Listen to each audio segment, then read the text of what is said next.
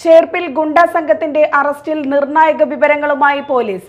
പ്രതികൾ ശ്രമിച്ചത് കൊടകര മോഡൽ കുഴൽപ്പണവേട്ടയ്ക്ക് എന്ന സംശയത്തിലാണ് പോലീസ്. സംഭവത്തിന്റെ ഗൗരവം കണക്കിലെടുത്ത് തൃശൂർ റൂറൽ പോലീസ് അന്വേഷണ സംഘം വിപുലപ്പെടുത്തി.